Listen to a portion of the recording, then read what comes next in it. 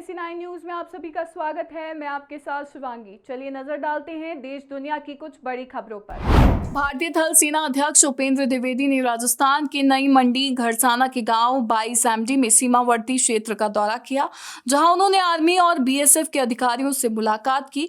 इस दौरान सेना अध्यक्ष उपेंद्र द्विवेदी ने ऑपरेशन सिंदूर का भी जिक्र किया और बताया कि भारत ने पाकिस्तान को कितनी गंभीर चोट पहुंचाई है। इसके साथ साथ सेना प्रमुख ने पाकिस्तान को बड़ी नसीहत भी दी है। सेना प्रमुख ने कहा कि ऑपरेशन सिंदूर 2.0 में भारत संयम नहीं रखेगा, जो ऑपरेशन सिंदूर 1.0 में रखा था। इस बार भारत ऐसी कार्रवाई करेगा कि पाकिस्तान को सोचना पड़ेगा कि उसे इतिहास में भूगोल पर रहना है या नहीं।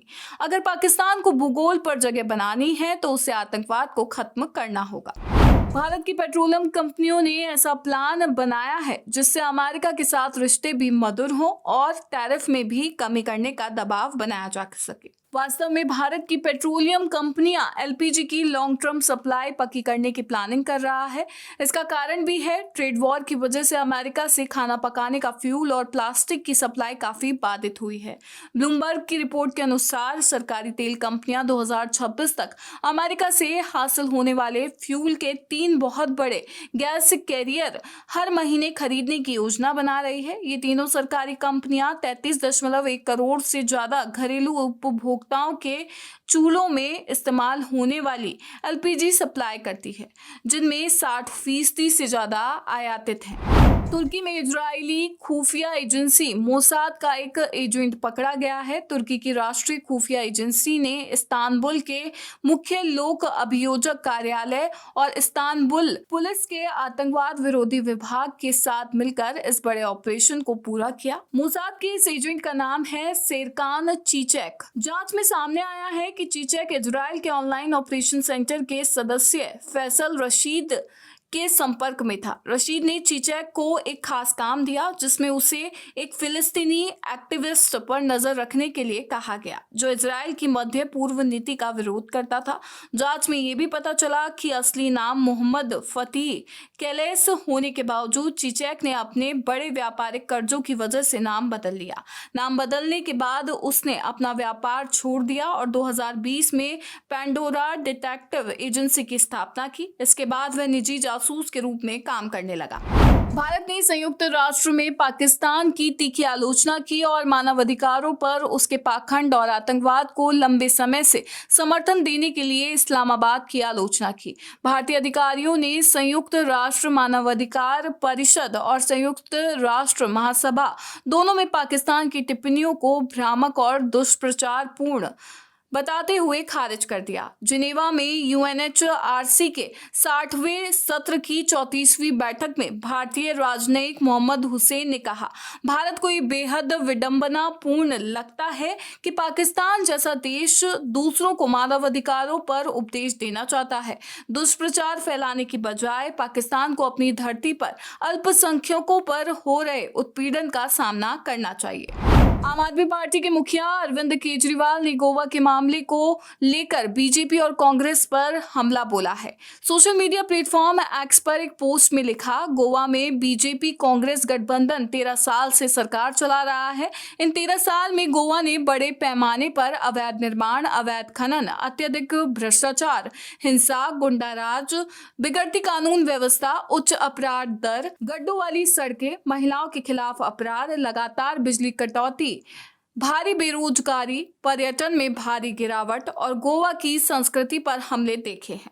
केजरीवाल ने आगे लिखा, एक आम गोवावासी लगातार डर के साए में जी रहा है। जो कोई भी सरकार के खिलाफ बोलने की हिम्मत करता है, उसे धमकाया जाता है या उस पर हमला किया जाता है।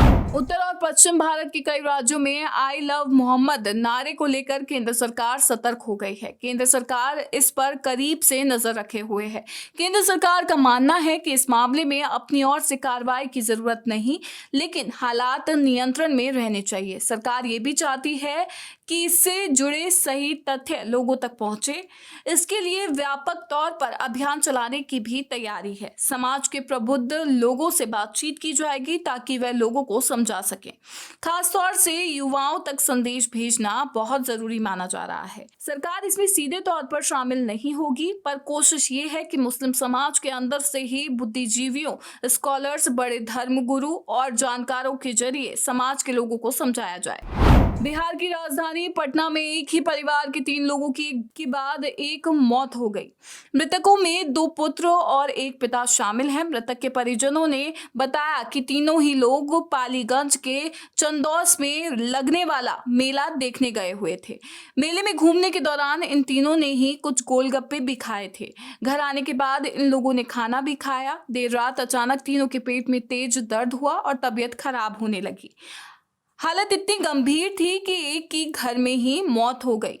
परिजनों ने तुरंत नीरज और निर्भय कुमार नाम के 2 लोगों को पालीगंज अनुमंडल अस्पताल में एडमिट कराया, जहां पर दोनों को बेहतर इलाज के लिए पीएमसीएच रेफर कर दिया गया। पीएमसीएच में आज सुबह दोनों की मौत हो गई।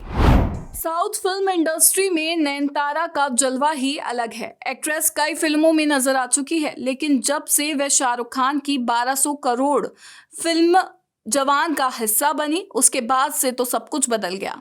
इस फिल्म के बाद से उनकी पॉपुलैरिटी को 4 चांद लग गए। हिंदी ऑडियंस के बीच तो वे छाई ही, साथ ही विदेशी जनता के बीच भी वे काफी पॉपुलर हो गई। अब एक्ट्रेस अपनी 2020 की फिल्म मुकुटी अम्मान का सिक्वल लेकर आने जा रही है। इस फिल्म की सिक्वल को लेकर चर्चा बनी हुई है। अब इस पर अपडेट भी आ गया है और मुकुटी अम्मान 2 से उनका पोस्टर आ गया है।